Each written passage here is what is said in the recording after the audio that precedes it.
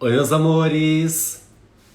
Boa noite, sejam bem-vindos a mais um episódio do De Cara com Douglas Nobre ao vivo, aqui no meu Instagram. Hoje tá complicado aqui, hein? Fazer live em plena sexta-feira, de noite, pra falar sobre política ainda. Mas vai dar tudo certo. Eu acho que esse é o momento para falarmos sobre isso e é um prazer receber Orlando Silva hoje aqui. Oi! E aí, Douglas? Tudo bem, Orlando? Seja bem-vindo. Obrigado por ter aceitado o meu convite hoje, em plena sexta-feira. Sextou de cara com Douglas. Aí pra mim é chique. Ah, não é? Acho que é um pouquinho também. Você tá se cuidando, mano? Se eu estou o quê? Se cuidando? Sim, na verdade, em março eu tive o bendito do coronavírus, né? Fiquei isolado no meu quarto, tudo certinho, fazendo tudo que era preciso. Mas eu peguei uma gripe muito forte essa semana, não sei por qual motivo. E eu estou melhorando agora, estou começando a melhorar agora. E aí foi um pouco complicado, porque eu tinha live todos os dias, né? Todos os dias eu fiz live essa semana e com gripe, mas não podia marcar, remarcar, cancelar. Mas estou aqui, firme, firme e forte, graças a Deus. Ah, que bom, que bom. Porque, cara, é incrível. Eu fui em São Miguel Paulista, que é um bairro aqui na Zona Leste, não é? E eu sinto, assim, as pessoas muito relaxadas. Parece que, enfim. E quando a gente vê as informações, assim, com gente que estuda o assunto, você fica sempre preocupado, né? Eu tenho uma relação com a turma que estuda a saúde pública. Eu sempre que posso eu falo, se cuide. Não, tô me cuidando certinho, sim. Seguindo as restrições, máscara, álcool em gel, e é muito importante falarmos sobre isso. Mas, voltando para o nosso assunto, seja bem-vindo, muito obrigado por ter aceitado o meu convite mais uma vez. Já peço desculpa caso eu fale alguma coisa errado, porque eu nunca me atentei à política, nunca me interessei em estudar, entender mais. Sou totalmente pro lado cultural, sou cantor, me formei em comunicação, então política era uma coisa que eu não queria muito me envolver. Mas eu acho que hoje é muito importante os jovens aprenderem sobre política, até para terem armas, né? Possibilidades para saberem quem votar, como votar, votar com consciência. Então, na verdade, é uma live para me conscientizar e conscientizar quem está assistindo e vai assistir no YouTube depois. Não, é bacana. E você, o próprio gesto de em plena sexta-feira, você guardar um pedacinho do seu tempo para tentar pensar, já é um gesto de uma pessoa que é muito consciente, porque a consciência que as pessoas mostram, ela tem muitas faces, né? Uma face que mostra a consciência é a abertura, e sobretudo a abertura para conversar com gente diferente, com gente que Sim, você não tem tanta aproximação assim. Isso é uma coisa inteligente, ainda mais no Brasil de hoje, cara, que é tudo polarizado, é tudo preto ou branco, verdade. é tudo interditado, assim. A coisa que mais importa, na minha percepção, é você ouvir, você dialogar, você buscar empatia, você buscar, enfim, encontros. A gente está muito desencontrado, a gente tem que pensar como a gente volta a se encontrar, né? Apesar Verdade, de. Mas, enfim. verdade. Orlando, eu queria dar continuidade na nossa conversa, você contando resumidamente como começou sua carreira na política, né? Da onde despertou esse desejo pela política? Eu sei que já começou na escola, você se envolvendo com os grupos dos jovens, né? E eu queria que você compartilhasse um pouquinho pra gente. Cara, eu nasci na periferia, né? Num bairro muito pobre chamado Lobato. Era uma quebrada assim, né? E eu tinha um sonho, rapaz, moleque. Olha, eu vou fazer 50 anos, então considere que quando eu falo de um sonho de jovem de 15, é muito tempo atrás. É muito tempo atrás. E quando eu tinha 15 anos, que eu queria entrar numa faculdade, era um sonho assim distante para um jovem de periferia. Hoje é difícil, mas é um pouco mais fácil do que era 30 anos atrás. Aí eu fui percebendo que a minha escola não dava conta. A minha escola, a escola pública, não dava conta de me preparar. Aí eu comecei a não ter que brigar para ter professor. E começou assim, aí fundo Grêmio na escola. Aí eu fui despertando para que tudo é política a partir de um sonho, de fazer uma faculdade. E aí fui percebendo que o problema não era a minha escola, era a rede de ensino, e que o problema não era a rede de ensino, é que não tinha prioridade pública para investir na escola pública. Isso era um problema do prefeito, o prefeito era um político, logo era a política que envolvia a nossa vida. Então eu comecei assim, muito moleque, muito novo, 15 anos de idade, brigando para melhorar a escola. E a gente vai vivendo coisas, e de lá para cá eu vivi muitas coisas. Eu nasci na Bahia, né? Em Salvador. Não sei se dá para perceber pelo sotaque. Que às vezes eu acho que eu não tenho, às vezes eu acho que eu não tenho sotaque, mas enfim. E aí vim morar em São Paulo por conta da política também. Eu vim para cá para ser da União Nacional dos Estudantes, que é uma entidade nacional de estudantes. Dali fui presidente dessa entidade, fui o único negro na história a ser presidente dessa entidade. Aí conheci gente da política como Lula, por exemplo, e quando ele foi eleito presidente, ele pensava, esporte tem que ter jovem, jovem tem que ter esporte. E ele tinha em mim uma referência de jovem. Ele me convidou para participar do governo, foi uma mudança enorme para mim, mas eu participei, vivi coisas incríveis, assim, foram 9 anos, é muito tempo. E fui vereador de São Paulo, deputado federal, e estou aqui hoje, assim, apaixonado por São Paulo, demais. Se envolvendo com o Grêmio da escola, pelos direitos dos professores, dos alunos, já despertava esse interesse pela política ou foi meio que uma coisa puxando a outra? Como que surgiu mesmo a vontade pela política? A real mesmo é que eu estava ligado no assunto da educação. E eu sempre curti muito cultura, né? Eu curti educação e cultura. Um bairro do lado do meu, o bairro do lado do meu, ele tinha um cine teatro fechado. E para nós era uma coisa revoltante, porque, veja, você ter na periferia um cine teatro, é que hoje em dia não existe mais, eu acho, esses equipamentos culturais, que é cinema e teatro. Porque hoje em dia tudo é menor, é mais modular e tal. Mas aí lá a gente também brigava por isso, porque, imagine, tudo que um jovem quer é ter acesso à arte, né? À cultura. E não tinha, então a gente lutava pelas coisas em si. Eu lutava para melhorar a escola, eu lutava para ter o acesso ao cine teatro. Não tinha noção da coisa da política. Aí a coisa da política ela foi surgindo porque eu percebia que a gente parecia que estava dando murro em ponta de faca. Que a gente lutava, juntava, fazia, mas não conseguia realizar. Aí a gente foi se dando conta que na nossa vida, Douglas, tudo é decisão política, viu? Tudo. Sim, sim, tudo. sim. Eu nasci em Guarulhos, né? Vivi minha vida inteira em Guarulhos. Hoje eu moro em São Paulo capital, há quase 3 anos. Qual bairro Mas você nasceu em Guarulhos? Qual bairro? Nasci no Bom Clima, bem próximo do centro. Próximo do centro ali.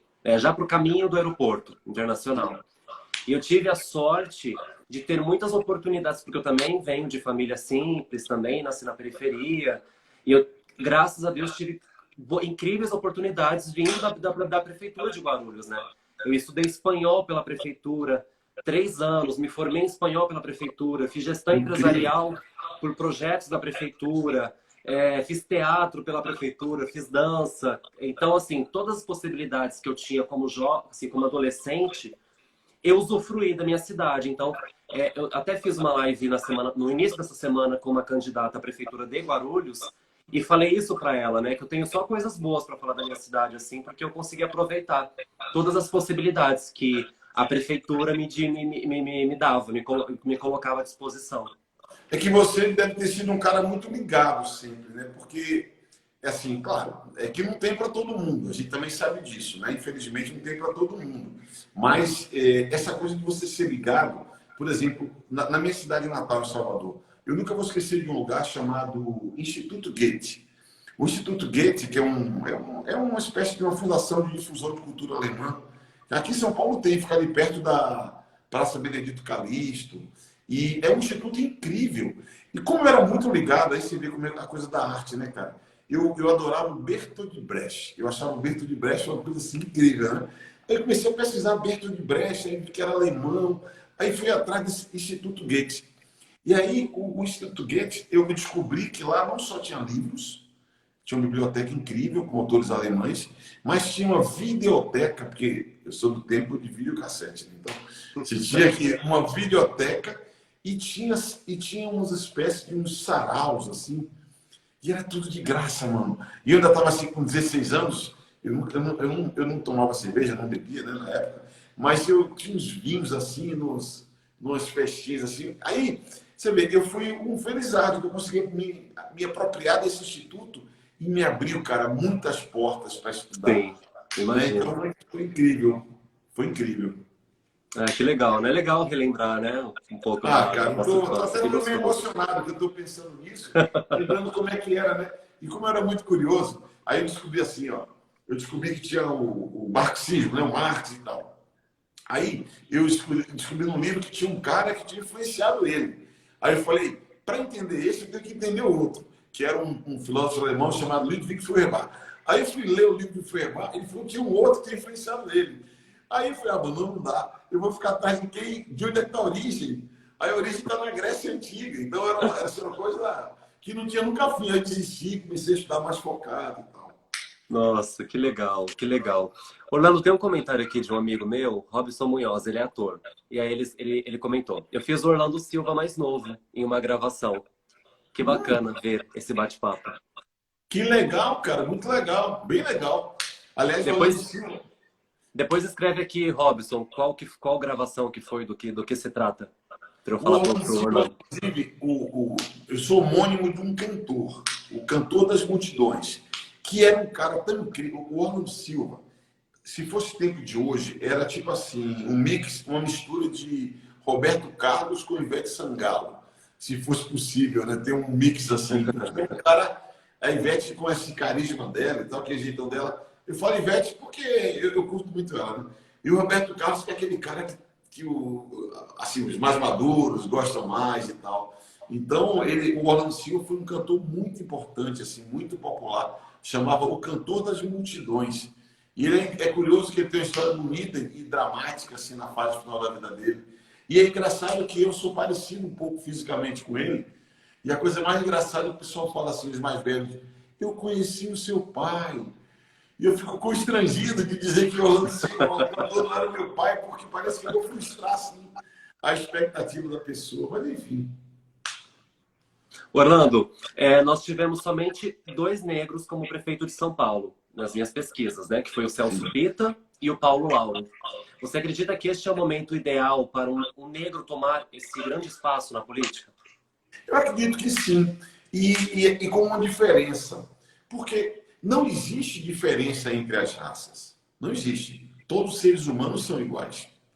Mas quando a gente fala da identidade racial, não é uma identidade genética, científica, é uma identidade cultural. Porque a negritude que vem sobretudo da África, que foi uma raiz forte na formação do Brasil, ela veio para cá com base na escravidão. E a escravidão deixou um legado brutal assim, de desigualdade.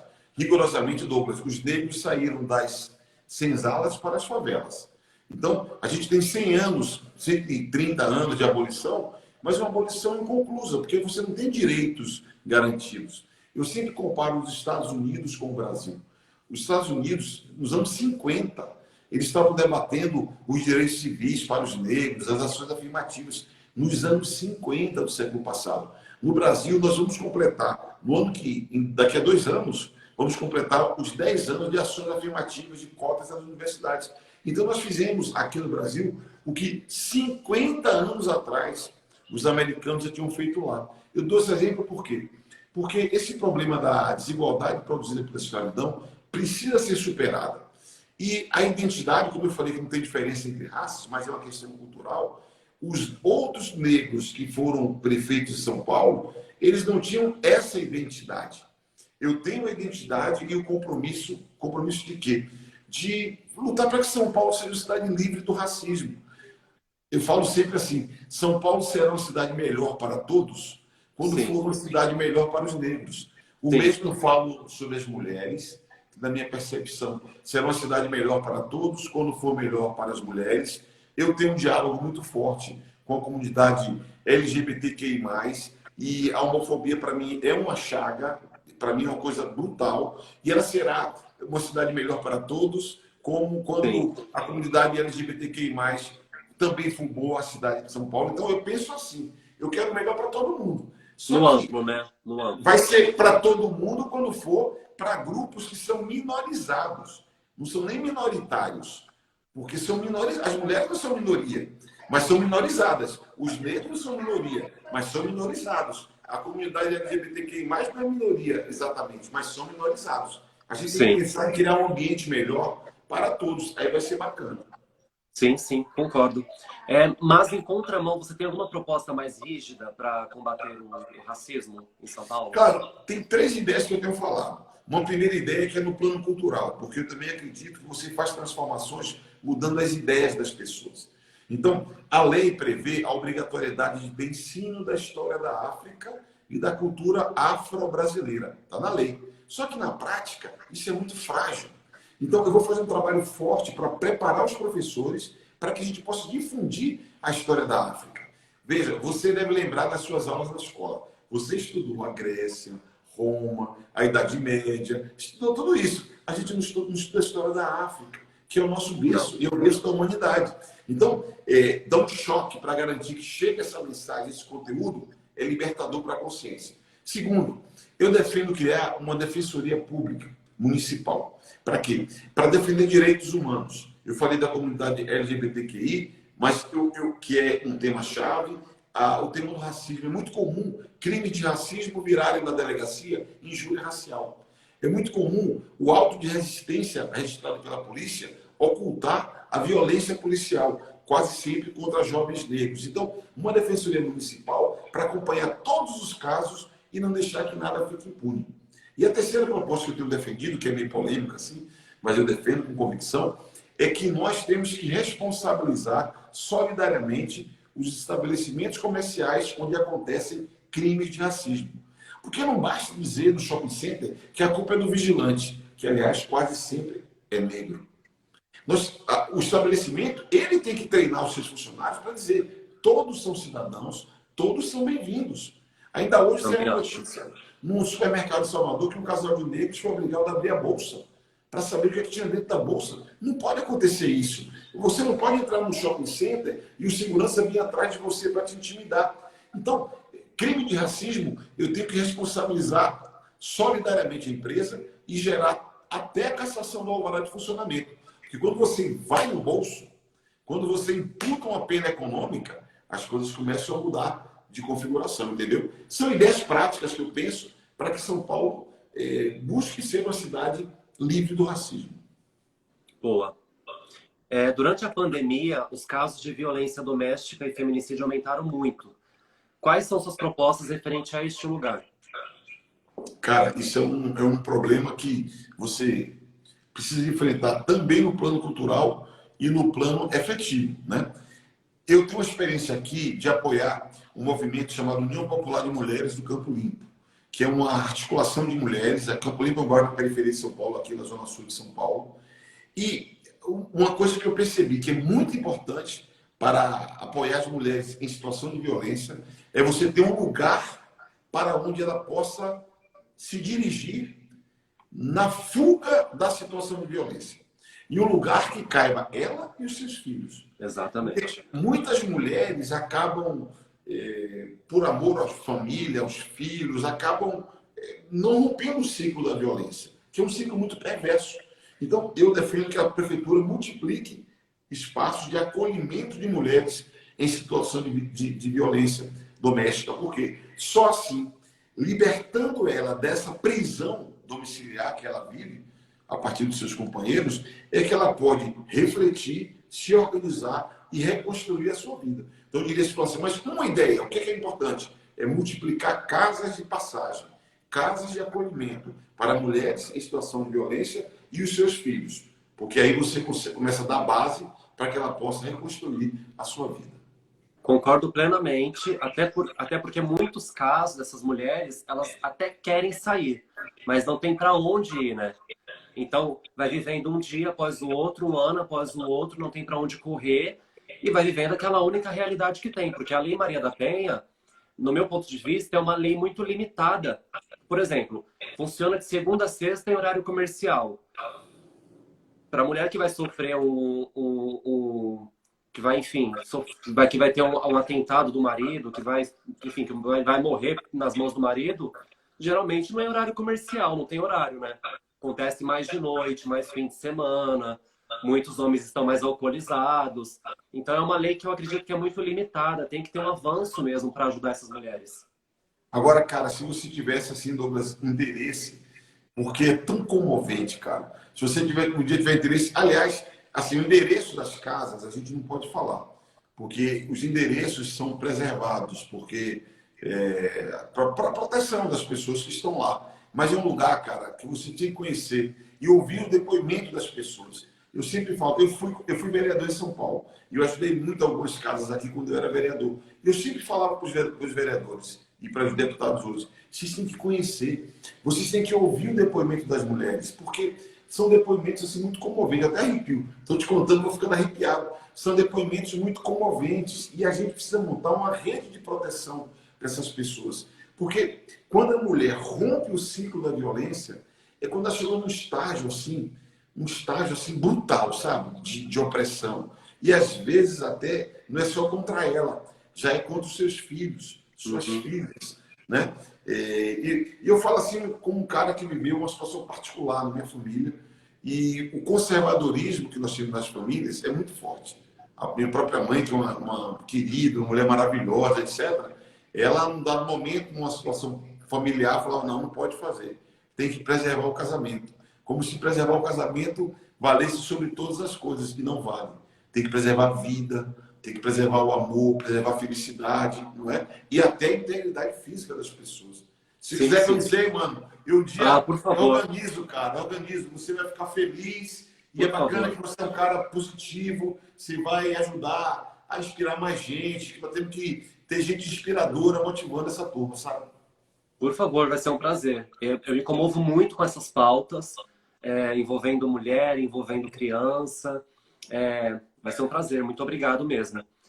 Agora, Orlando, no seu ponto de vista, qual é o ponto positivo e o ponto negativo do Bruno Covas como prefeito? Já estendendo na próxima pergunta, o que você faria de diferente em São Paulo durante a pandemia, caso você já fosse prefeito? Cara, eu diria que um ponto positivo do Bruno Covas como prefeito foi ter convidado o Ale Youssef para ser secretário de Cultura. O Alexandre Youssef é um cara, um produtor cultural da cidade, né? A turma conhece ele muito pela Augusta, né? Pelo acadêmico do Baixo Augusta, que ele é um ativador do carnaval de rua, mas o Ale Youssef é um cara antenado com as várias linguagens artísticas, um cara que tem abertura para, inclusive, compreender e valorizar o circuito da periferia, valorizar, por exemplo, a SP Cine, que teve um espaço bacana, que é uma agência que, como vereador, ajudei a criar a SP Cine, eu tenho paixão pelo audiovisual. Então, eu diria assim que uma coisa bacana que ele fez foi trazer o Ale Youssef para perto dele. Mesmo o Ale Youssef sendo um cara historicamente de esquerda, um cara que tinha relação com o PSOL, que não tem nada a ver com o PSDB, mas essa visão aberta, né? E liberta da cultura como lugar de construções, de fazeres, e não necessariamente com a identidade política ou partidária, eu acho que foi uma coisa boa. O que eu achei que foi uma coisa ruim? A minha percepção é que na Covid a prefeitura foi muito vacilante, foi e voltou muito. Eu tenho uma visão muito crítica da atitude do presidente da República. Eu considero o presidente da República quando nega orientações da Organização Mundial da Saúde, quando diz que é uma gripezinha, que ele não é governo. Isso tudo é muito ruim, assim, porque o drama do Brasil, infelizmente, eu falo com tristeza, assim, Douglas, nós corremos o risco de ser o país campeão em mortes. Porque nos Estados Unidos tem 225 mil mortes, no Brasil tem 160 mil. Só que o padrão dos Estados Unidos de coleta de informações é mais seguro do que o do Brasil. Então, a chance de nós já termos hoje mais mortes do que lá é muito grande. Então, isso é muito grave. Eu sou um crítico ácido do presidente da República, sou como deputado e sou como candidato. Eu tenho um horror ao presidente da República. Mas eu considero que o prefeito e o governador poderiam ter feito um pouco mais. Eu acho que demorou hospitais de campanha, Eu instalaria hospitais de campanha mais rapidamente do que foi feito, né? Essa coisa de criar um isolamento mais rígido também no início, né? Eu concordo com o isolamento mais rígido do início, para você conter, você achatar a curva de expansão do vírus. Eu considero que deveria ter uma busca ativa. E se fizesse o achatamento da curva, poderia criar condições para você fazer a busca ativa de quem estava contaminado, né? Eu considero que esse negócio de rodízio, muda o rodízio, vem o rodízio, troca o rodízio, não oferece transporte coletivo, um problema. Esse problema de escola, vou reabrir escola, não vai reabrir escola, mano, isso não pode, a gente tem que transmitir segurança. Eu tenho muita convicção de que a prefeitura deveria ser mais afirmativa, mais assertiva e Sim, vacilar menos num momento que é muito crítico, porque você está operando no limite a vida da pessoa. Meu. E eu sou casado com uma professora. E eu todo dia debato isso com ela e tal. Ela é professora da rede municipal, da aula na escola Itaquera. E eu vejo a angústia dela. E ela me ensinou o seguinte: o ano letivo você recupera, uma vida não. Se tiver que trabalhar mais dias nos próximos anos, repensar os conteúdos, tudo isso a gente pode fazer. Mas a vida de uma criança, de um adulto, de um velhinho, e na favela, como você conhece, você é um cara que vem de origem simples, toda casa é pequena e tem um mais velho. Então a gente tem que cuidar muito, cara. Eu me comovo com essa coisa da vida, mano. Tem que cuidar da vida das pessoas, sabe? sim, sim. Até porque tem mais de 1 milhão de famílias chorando hoje por ter perdido alguém, né? Sim, Não é tão simples mesmo como dizem por aí. sim. É muito, muito grave, assim, é muito triste. É, vai passar, se Deus quiser, vai chegar a vacina, se Deus quiser. A gente tem que pensar como é que vai ser o pós. Espero que muitas pessoas reflitam, né, como é a nossa vida. A gente não pode ter uma sociedade tão justa, tão desigual. A gente tem que pensar em promover mais igualdade, mais oportunidade. Ninguém é igual a ninguém, mas todo mundo tem que ter direito de oportunidade. Mano, você não seria um cara inteligente que você é se você não tivesse tido acesso à arte. A arte deve ter te educado pra caramba. Ter tido lentes, como você falou aqui no começo, né? De ter tido projetos. Muito provavelmente você deve ter tido também um suporte em casa, que acabou te levando para esse caminho. Porque também tem isso, velho. Às vezes, se não tiver o suporte em casa, você não chega, né? Então a gente tem que brigar todo dia para que o nosso povo mais simples possa ter isso. E... Exatamente. Eu não ia nem perguntar sobre isso, mas já que a gente deu uma pincelada sobre essa questão da vacina, qual o seu ponto de vista sobre essa vacina da China, que está essa briga entre Dória e Bolsonaro? Qual que é a sua opinião sobre isso? Cara, veja, a Universidade de Oxford está liderando o processo de teste de uma vacina. E a China lidera um outro processo. O Brasil está sintonizado com as duas experiências. A Fiocruz, que é a Fundação Oswaldo Cruz do Rio de Janeiro, está associada com essa experiência da Universidade de Oxford. E aqui o Instituto Butantan está associado à construção sendo feita pela China. Essa é a corrida do bem. Essa é a disputa do bem. O que eu mais quero é que tenha um vencedor, mas todos serão vencedores. Porque depois que um chegar primeiro numa vacina comprovadamente eficiente, o outro vai chegar rapidinho depois.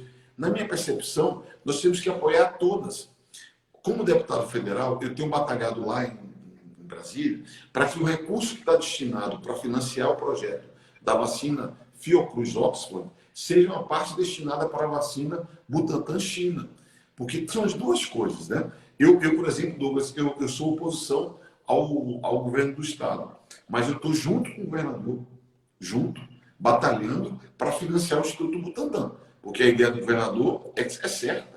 A gente tem que estimular esse. E não é uma vacina para São Paulo, não. É para o Brasil. Se der certo essa vacina, nós temos que comprar lotes para o Brasil inteiro, não é só para São Exatamente. Paulo. E o debate vai ser sobre a imunização, como é que faz? Eu sou favorável a que todo mundo possa ser vacinado. E eu lamento que hoje em dia tem muita gente que é contra a vacinação. Que, aliás, o Brasil, há 100 anos atrás, mais de 100 anos atrás, o Oswaldo Cruz liderou uma luta para garantir vacina. Imagine, né? 100 anos depois, estamos na mesma luta. Temos É que fazer verdade. a ciência virar. É verdade, mas vai dar certo. Vai dar Vai certo. dar certo. Eu levantei uma pesquisa do início desse ano, que a Confederação Nacional de Dirigentes Logistas e o Serviço de Proteção ao Crédito, eles levantaram que só em 2019, 48% dos consumidores brasileiros tiveram o CPF negativado. Acredito que esse ano esse número vai aumentar mais um pouquinho, né? Por conta da pandemia, dos desempregos e tudo mais. Qual que é a sua proposta para retomar a atividade econômica de São Paulo no próximo ano? E fala um pouco sobre suas propostas destinadas ao trabalhador. Então, cara, eu tenho assim, uma visão de que esse ano foi difícil. Só que o ano que vem pode ser mais. Acredite, do ponto de vista econômico. Por quê? Porque esse ano, aliás, eu fui o relator lá na Câmara dos Deputados de um decreto legislativo que reconheceu o estado de calamidade pública. Qual é a utilidade disso? Na lei brasileira, quando você tem um estado de calamidade pública, o governo fica autorizado a gastar o que for preciso para sair dessa condição. Aliás, muita gente da esquerda, né, que eu sou do lado da esquerda, me questionou. Falou assim, ô louco, você está louco? Você está dando cheque em branco para o presidente da República. Eu falei, sim, eu estou dando cheque em branco para o presidente da República. E é necessário que se dê. Por quê? Porque tudo que for necessário fazer para combater a Covid tem que ser feito. Se ele vai usar errado o cheque em branco que ele tem, é o problema dele. Mas nós temos que oferecer as condições para que ele faça isso, não é? Então, isso deu margem para quê? Para que houvesse o auxílio emergencial, que ajudou muitas famílias por R$ 600, até 1.200 às vezes. Deu margem para recompor o orçamento de estados e municípios, viabilizou o SUS, criou medidas para manutenção de emprego. Então, teve um conjunto de medidas que manteve em algum nível a atividade econômica. Só que isso vai custar perto de R$ 1 trilhão para o país. É bastante dinheiro, é muito dinheiro. E esse valor nós não vamos ter no ano que vem. Pensando assim, na minha cabeça, qual é o foco? Qual deve ser o foco do prefeito? Na minha opinião, gerar emprego e renda. O prefeito de São Paulo, a partir de 1º de janeiro de 2021, tem que ter uma obsessão na vida todo dia, mano. Ele tem que pensar em gerar emprego e renda. Eu estou defendendo, primeiro, retomar obras públicas. Por quê? Quando você reforma uma escola, constrói uma quadra, reforma uma UBS, você gera emprego, porque a construção civil é o setor que mais gera emprego no Brasil. Então, retomar obras públicas, de infraestrutura urbana, tudo bom. 2, apoiar cooperativas na periferia. Porque na periferia você tem uma economia oculta, que o Estado às vezes nem se dá conta que ela existe. Ao invés da prefeitura fazer uma compra de não sei quantos milhões de uniformes que vem tudo da China, que é quem produz mais barato, por que não apoiar cooperativas de costura dos vários bairros de São Paulo? Alguém vai dizer, vai ficar mais caro. Eu falei, pode ser que seja um pouquinho mais caro do que é importar da China. Só que eu vou estar investindo direto na economia da periferia. Então, apoiar cooperativas na periferia é muito importante para gerar emprego e renda nesses lugares. Terceiro, criar um fundo municipal que garanta crédito barato, microcrédito. Tem lugares assim, Douglas, aqui, que tem até moeda na periferia. E que o comércio local reconhece essa moeda. É a chamada economia solidária, que é baseada em cooperativas, em arranjos produtivos locais. E nós temos que subsidiar esse tipo de empreendimento. Vou dar um exemplo para você. Às vezes, você tem uma cooperativa de crédito local que tem R$ 10.000. Você fala, nossa, é muito pouco dinheiro. É muito pouco. Mas uma pessoa pega lá emprestado R$ 300 para comprar um carrinho de pipoca. E ela vai pagando aquele dinheiro ao longo do tempo e ela vai ter aquela atividade econômica ali. Isso na periferia é muito comum e nós temos que apoiar esse tipo de iniciativa. E, por fim, eu sou muito a favor de criar frentes de trabalho para jovem. Por quê? Hoje saiu o número do desemprego, cresceu. Está perto de 15% formalmente. Há quem diga que está perto de 18%. Se for 18%, entre os jovens é quase 40%, porque os jovens sempre é o dobro do desemprego da população adulta. Então, criar frente de trabalho para ocupar e dar renda para jovem. São um pouco das ideias que eu penso para gerar emprego e renda nessa fase tão difícil que a gente vai viver. Sim, sim. Tem uma pergunta do Robson aqui, que eu acho muito interessante nós discutirmos sobre. Primeiro, ele fez o Orlando Silva você, não foi o Orlando Silva cantor, não. Ele atuou você. Foi quando Orlando Silva e Collor mais novo, acredito que foi... Né, não, ditadura, eu acho, perdão. Foi contando a história de um partido, do seu partido. Sim, do Partido Comunista, claro. É. Claro. Legal, Robson. Beijo para você, irmão, querido. Agora a pergunta é sobre a Cracolândia. A Cracolândia, se tem formas de conseguir acabar e se você tem propostas para aquele lugar. Cara, eu não sei se você, Douglas, algum dia andou por ali, pela Cracolândia. Tem uma história referente a isso, sim. Tem, né? Então, o que é que eu acho? Primeiro, eu tenho defendido que nós todos, os candidatos, os partidos, os políticos, deveríamos firmar um pacto para encerrar esse capítulo triste no centro de São Paulo, da Cracolândia. E isso exigiria o quê? continuidade nas políticas públicas. O maior problema da Cracolândia é que muda o governo, muda tudo. E não adianta, cara. A gente tem que investir, perseverar. Na minha percepção, tem 3 eixos, não é? O primeiro é a questão da saúde pública. E tem que ser feita uma redução de danos. Eu tenho uma experiência aqui no Brasil da AIDS, né, que é uma coisa muito complicada nos anos 80, e você tinha uma forma de contaminação da AIDS, era muito comum o uso comum de seringas de gente que injetava drogas. E o seguinte, foi feito um trabalho, por exemplo, de distribuição de seringas descartáveis, para que cada um utilizasse a sua seringa. Eu lembro que na época a turma falava assim, que absurdo, está dando instrumentos para as pessoas se drogarem. Veja, é uma forma de se reduzir dano, porque a pessoa podia ter uma dependência química, mas não estaria se contaminando. Vocês não precisam entender. Então você tem que trabalhar no processo de redução de dano. Você tem um tipo de dependência química, tem que reduzir o dano, para que a gente possa, a partir daí, enfrentar um caminho para tentar dar um horizonte para essas pessoas. Isso é saúde pública. Isso é saúde pública. Isso aqui não é filosofia, isso é saúde pública. Tem que ser tratado na dimensão de saúde pública. Uma segunda parte tem a ver com a reinserção econômica e social das pessoas. É muito comum para mim, gente na periferia fala assim, Rolando, eu perdi um filho para a Cracolândia. Eu perdi uma filha para a Cracolândia. Então, a gente tem que tentar agrupar a família sempre que puder e tentar criar condição para essa pessoa voltar a trabalhar, voltar a ter uma ocupação. Porque você apenas fazer a internação compulsória da pessoa, como o Ademir Geraldo está perguntando aqui, não funciona. Aliás, o meu pai foi internado compulsoriamente, ele era dependente químico, e não funcionou. Então, eu acredito que você criar um ambiente para ele voltar a trabalhar e aproximar a família. E a terceira dimensão, eu acho que é de segurança pública. A prefeitura tem que se associar ao Estado, ao governo do Estado.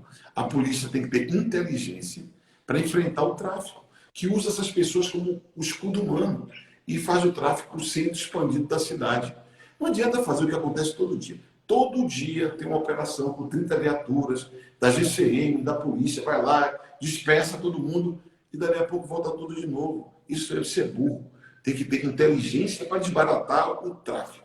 Tem que ter reinserção econômica e reagrupamento familiar. E tem que ter redução de danos no plano da saúde. E um pacto para que nós possamos dar continuidade, porque esse tipo de problema você não enfrenta assim, estalando o dedo. Tem que ter permanência, paciência e perseverar. E colocar como prioridade também, né? Eu percebo que entra o partido, entra um prefeito, entra outro, um partido, outro, e não é colocado como prioridade. Eu até contei recentemente a experiência que eu tive lá na Cracolândia. Eu fazia ação social lá, entrega de comida, de roupa, há muitos anos atrás, isso em 2014. Nessa época, quem era prefeito de São Paulo era o Haddad. Uma semana antes, eu fui fazer essa mesma ação, era várias semanas que eu fui. Entregar roupa, comida e tudo mais. Uma semana depois, o príncipe Harry veio para o Brasil. A convite, provavelmente, do Haddad, enfim. E aí ele foi com o príncipe Harry na Cracolândia. E como eu trabalhava eu tinha um blog naquela época, eu estava no meu 2º ano de faculdade, eu criei um blog chamado Portal das Estrelas e eu fui fazer a cobertura do príncipe Harry na Cracolândia. Mas eu já tinha ido uma semana antes lá. Então, eu já tinha visto toda a realidade ali da Cracolândia. Naquele dia do Haddad com o príncipe Harry, eles tinham feito uma lavagem na rua, sabe? Tinha lavado todas as ruas da Cracolândia, não tinha um morador de rua.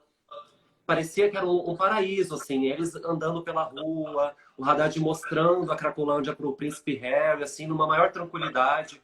Aí na semana seguinte eu voltei lá de novo para fazer ação social que eu já fazia. Igual. Tudo que tinha uma semana antes do príncipe Harry aparecer lá, já estava de novo. Então eu vejo que é uma hipocrisia muito grande, entendeu? Total. Assim como o Dória fez. Claro. Ele E o problema é que não tem continuidade, porque, por exemplo, quando o Dória entrou, ele fez uma ação muito forte lá, falou de internação compulsória. O que é que eu vi? Eu ando muito pelo centro, eu gosto de andar. Engraçado, faz o que aqui? Eu estou andando na minha cidade, quero conhecer a cidade. E aí, quando teve uma repressão lá, explodiu mini Cracolândia, na 7-1, na 23, na Barra Funda, na Maria José, espalhou na República. Então, não adianta fazer isso. Eu sonho com um dia em que todos da política vão firmar um pacto para que todos caminhemos juntos, para ter, digamos assim, uma busca, cara, porque isso é muito triste ali. Aliás, é triste e é uma região linda. Talvez seja uma das regiões mais lindas de São Paulo. Campos Elíseos, Bom Retiro, tem muita história, tem muita arquitetura, tem muita cultura. É muito legal aquele pedaço da cidade. É verdade, é verdade. Você tem alguma estratégia para melhorar o transporte público de São Paulo, corredores de ônibus, metrô, trem? E se está na sua pauta de propostas, pensar na possibilidade de implementar uma frota de ônibus elétrico à bateria que contribuiria muito ao meio ambiente e à qualidade de vida da população? Cara, quando eu falo sobre mobilidade, eu sempre começo falando sobre calçadas. É engraçado porque as pessoas falam calçadas, cara. Eu falo, é sim, calçadas. Porque 20% das viagens em São Paulo são feitas por pedestres. E se você andar na rua que você mora, provavelmente você vai ter obstáculos que o cadeirante vai ter dificuldade, que a pessoa idosa vai ter dificuldade. Na Não dá rua para que eu andar, moro, né? Não dá para né? andar para eles circularem ali. Então, na rua que eu moro tem uns 800 metros, mais ou menos, não tem 30 metros que não tem um obstáculo. Então, falar de transporte, para mim, de mobilidade, é falar primeiro de calçada. Tem que ter calçada adequada. A prefeitura, uma parte, é dela a responsabilidade. Claro, São Paulo tem 34 mil quilômetros de calçadas. Uma parte dessas é obrigação da prefeitura e tem que cuidar bem. E o que é obrigação do cidadão na porta da sua casa, a prefeitura pode ajudar. Eu sou contra esse negócio de ficar dando multa. Tem que ajudar, trazer um técnico, um engenheiro, chamar, vem cá, ó, isso aqui está ruim, veja, deve ter alguém que usa cadeira de rodas aqui, ele pode passar aqui, vamos mexer aqui, posso dar o apoio técnico? Então, temos que valorizar muito esse problema das calçadas na cidade de São Paulo, da sinalização, das passagens. São Paulo é uma cidade muito violenta no trânsito, então temos que pensar primeiro no pedestre. Aí a segunda etapa para mim é na bicicleta. Eu sou daqueles que curte a bicicleta. Eu acho que é bacana, né? Curto, é bacana. Agora, tem um detalhe. Você não pode fazer ciclovias na cidade sem discutir com a realidade local. Às vezes, uma ciclovia que atravessa um comércio, sem conversar com a pessoa, atrapalha o comércio. Aí você ganha um adversário para a ciclovia que não podia ter. Então, temos que pensar como que a ciclovia tem que ter um diálogo com a atividade econômica, com a rotina daquele lugar, não é? A sinalização é muito importante para a ciclovia e o trabalho de educação. Não basta só colocar a ciclovia. Tem que ter uma estratégia de educação para os veículos, para os motoristas respeitarem os ciclistas. 3, eu considero que é necessário pensar em transporte de alta capacidade, que não é um assunto da prefeitura, estritamente. Trem é do Estado, metrô é do Estado. Só que é na cidade de São Paulo. Douglas, quando São Paulo começou a construir metrô, a cidade do México também começou a construir metrô. Hoje eles têm lá o dobro da malha viária que nós temos aqui. Então, eu acredito mesmo que a Prefeitura de São Paulo tem que se interessar pelo assunto do transporte de alta capacidade. Tem que articular recursos, tentar captação internacional para apoiar a expansão da malha de transporte de alta capacidade. E a última coisa é que eu sou muito incomodado. Eu quero fazer uma auditoria sobre os ônibus de São Paulo. Veja, tudo que custa um ônibus de São Paulo, o sistema de ônibus, custa 9 bi por ano. Desses 9 bi de reais por ano, 4 bi em 2020 vai ser subsídio da prefeitura. É muito dinheiro. Ainda mais que você tem uma tarifa de R$ 4,40, que não é tarifa barata. Porque se a prefeitura colocasse metade do dinheiro e tivesse passe livre para metade do povo, beleza, mas não é assim. Então, eu diria que aqui é um assunto que nós temos que olhar com calma, com cuidado, avaliar tecnicamente, fazer uma auditoria, porque a minha impressão é que aqui pode mexer, para ter mais recursos para investir na mobilidade urbana da cidade. Exatamente, exatamente. Você tem um largo currículo voltado para a educação. Já foi presidente da Uni, o JS, e falando um pouco sobre esse tema e volta às aulas, de praticamente um ano perdido, quais são suas propostas voltadas para a educação? Primeiro, voltar às aulas com vacina. Eu estou convencido disso, porque na periferia, as famílias moram em casas pequenas, são casas muito pequenas. Uma criança que chega e está sintomática, aliás, a prefeitura fez uma sorologia, fez uma pesquisa com as crianças e descobriu que 70% das que tinham sido contaminadas por Covid eram assintomáticas, ou seja, A criança não vai saber que tem e vai chegar em casa e manter a sua rotina. Então é muito perigoso para as famílias e para os educadores. Então, vacina para voltar às aulas. Voltando às aulas, eu acho assim, Douglas, a gente tem que estudar. Eu sempre acho que a gente tem que estudar e pegar as melhores experiências. Eu penso assim, como deputado, eu relatei a lei de migrações, que fala sobre as regras de migração, a lei geral de proteção de dados pessoais, e sempre como deputado, o que é que eu faço? Como é que é no mundo? Aí eu pesquiso como é que o mundo enfrentou os problemas e tento trazer para nós a experiência internacional. No caso da educação, eu fui estudar o caso de Sobral. Por quê? Sobral é uma cidade no Ceará que tem 150 mil habitantes e é número 1 na educação do Brasil. O que é que Sobral faz? Primeiro, foco no professor. Formação permanente do professor. Não é assim, saiu da faculdade, está formado, vai dar aula e se vira. Não. O professor é estimulado a estudar o tempo inteiro, porque a formação é um processo contínuo. Então, essa é a primeira lição. Segunda lição, projeto pedagógico da escola ligado na realidade. Porque no Bom Clima, o Bom Clima é diferente do SECAP, é diferente do Pimentas.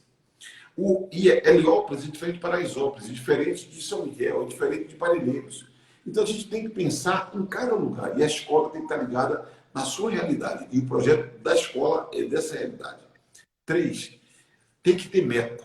Meta. Por exemplo, lá, para eles, toda criança tem que saber ler e interpretar um texto até 8 anos de idade e fazer as 4 operações matemáticas.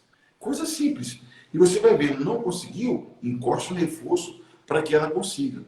E 4, avaliação permanente de todo o processo de aprendizagem.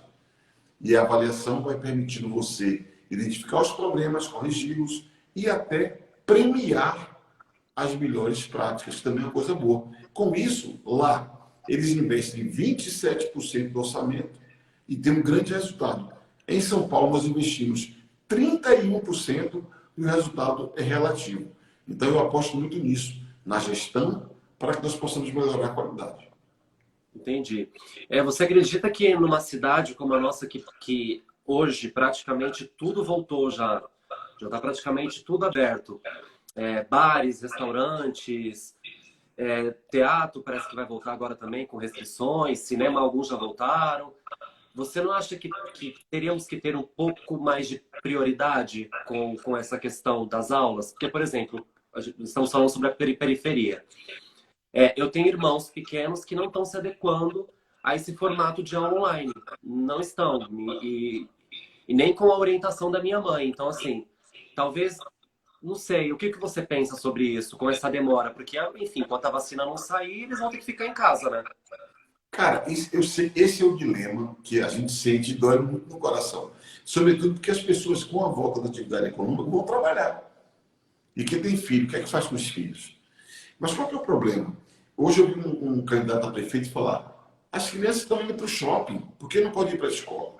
O problema é que você não tem 30, 40 crianças no shopping juntos o tempo inteiro durante 3 horas.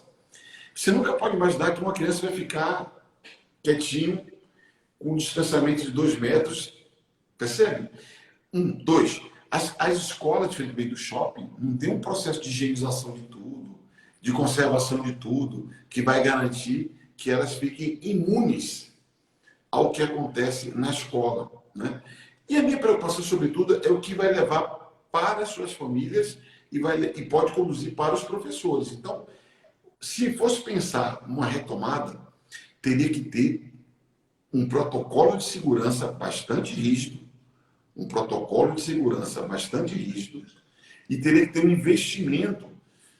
Douglas, tem escola em São Paulo que não tem banheiro funcionando, não tem água a serviço. Então, para voltar uma escola, tem que ter o protocolo, tem que ter alternância, né, das crianças na escola, e tem que ter regras. Quantos servidores vão estar trabalhando para manter a limpeza do lugar? Porque você vai no restaurante, por exemplo, tem restaurantes aqui que são incríveis. Para você pegar, comer, botar uma luva, você pegar no talher que vai se servir, etc. Eu não vejo isso numa escola municipal hoje, levando em conta a falta de preparação. Então, para voltar, tem que voltar com um protocolo de segurança. Porque a minha convicção é que o ano recupera, a vida não. Entendi, entendi. Já estamos encerrando o nosso bate-papo, mas eu queria saber quais são suas propostas para a saúde. Se você tem visitado as UBSs de São Paulo, quais são suas propostas referente à saúde, sendo que hoje os atendimentos não estão funcionando muito bem, né? Cara, hoje é muito grave duas coisas. Cirurgia letiva. Quem precisa de alguma cirurgia que não é de urgência, não tem. E é muito grave o exame de imagem, porque nós não conseguimos ter o atendimento. Só que esses números são centenas de milhares de pessoas que não têm cirurgias nem exames. Então, o drama é muito grande. Na minha visão, 2021 tem que ser um ano de mutirão para acabar com essas filas de cirurgia letiva e de exames. E, na minha visão, a prefeitura deveria comprar esse serviço do setor privado, porque tem uma capacidade instalada, disponível, para ajudar a gente a enfrentar essa fila. Isso é um lado para recuperar o passivo. E o que é estruturante, na minha visão? É a estratégia de saúde da família. Na cidade de São Paulo, apenas 40% da população tem a cobertura da saúde da família, que é aquele trabalho feito por médicos, equipes multidisciplinares, agentes comunitários de saúde. E isso é importante por quê? Porque é um trabalho preventivo. E na saúde é muito mais importante e mais barato, inclusive, a prevenção do que a cura. A cura é caro, a prevenção é barata. Então, nós temos que ter mais equipes, mais médicos, mais enfermeiros, mais profissionais que atuam na estratégia de saúde da família para que nós possamos cobrir 100% da cidade. Isso vai reduzir o gasto da saúde e você vai poder orientar as pessoas. Tem orientações, às vezes, de higiene pessoal, que é dada por equipe de saúde da família, e essa orientação muda completamente a rotina da família e muda as doenças que incidem. Quando a gente vê como que reduziu a mortalidade infantil no Brasil, muito tem a ver com higiene. Né? Uma coisa que para você pode ser uma coisa, não é possível. É possível. A higiene é uma coisa muito importante para a gente conseguir cuidar da nossa saúde. Então eu diria o seguinte, um mutirão para romper com o passivo de cirurgias eletivas e de exames, sobretudo de imagem, e ampliar a estratégia de saúde da família, para ter uma cobertura maior, valorizando a prevenção, fortalecendo o SUS, de modo a que nós possamos ter uma cidade que possa sorrir diante desse momento tão difícil que a gente vive. Sim. Eu acredito, no meu ponto de vista, que São Paulo pecou muito, né, em referente ao atendimento do SUS. Enquanto as academias estavam fechadas, eu estava fazendo corrida, né? Treinando na rua. E eu moro num condomínio que na frente tem um parque e eu estava fazendo corrida em volta ao parque. No final desse parque tem uma UBS. Um certo dia, no meio agora da pandemia, quando já estava mais tranquilo, eu decidi entrar na UBS para ver como estava o movimento, porque não tem atendimento. Quem precisa fazer um tratamento de depressão, câncer, enfim, morre e não tem a consulta, não tem médico, não tem tratamento, não tem remédio, não tem nada. Eu entrei nessa UBS, a UBS vazia, eles não atendendo a população do bairro, porque só estão atendendo quem chega lá com sintomas de coronavírus. Mas, em contrapartida, a UBS estava vazia. Então, meio que fica faltando alguma coisa ali, sabe? Não está completo, não está encaixando tudo. Perfeito. Todo sentido. É que, às vezes, o que falta na gestão pública é inteligência. Isso que você está dando um exemplo concreto. Você está falando, estou vendo a cena. O que falta? Inteligência. É claro que todos nós queremos que o foco seja de combate à Covid. Todo mundo está de acordo com isso. Só que, depois de uma semana, 2, 3, um mês, você vai ver qual é a dinâmica da Covid na região. E qual é o espaço que você tem para operar outras políticas públicas. Essa inteligência falta, para que a gente possa ser mais eficaz. Sim, porque parece que o corona chegou e não existe outra doença mais, né? Só o corona. Claro. Bom, para encerrarmos, eu queria que você me falasse por que você é o candidato mais forte para assumir a Prefeitura de São Paulo. Cara, eu acredito assim que a minha vida, ter vindo da periferia, vivido o enchente em casa, ser criado por mãe solo, conhecer a escola pública, usar o UBS, ter ido trabalhar com 13 anos, tudo isso da minha vida pessoal, eu tenho orgulho de tudo, até das coisas mais difíceis e duras que eu vivi. O racismo é uma coisa muito forte para mim, muito dura, mas tudo isso me deu lição. Eu tenho uma experiência de vida que me traz para uma sensibilidade para o povo da periferia. Eu tenho experiência política de luta social, de movimento, de organizar, de mobilizar. Isso é importante para você ter escuta, porque você tem que escutar a sociedade. Eu tenho experiência política. Fui vereador em São Paulo, deputado federal, fui ministro, tenho experiência de gestão. Então, essa experiência que eu conquistei ao longo do tempo, de vida, de movimento, de luta, de gestão, de política, eu quero oferecer para São Paulo. Eu sou um cara que São Paulo acolheu há quase 30 anos, me deu o meu tesouro, que são meus 3 meninos, Maria, Pedro e João. Eu sou apaixonado completamente pelos 3 e eu quero retribuir de alguma forma essa minha conquista que São Paulo deu. Eu tenho muito tesão, muita vontade de fazer, muita vontade de fazer e me coloquei nessa condição. Por isso que eu agradeço muito, viu, Douglas, a oportunidade que você me trouxe para a gente conversar com mais pessoas e quero demais a gente construir um caminho diferente para ter um projeto popular e eu quero governar São Paulo primeiro para quem mais precisa.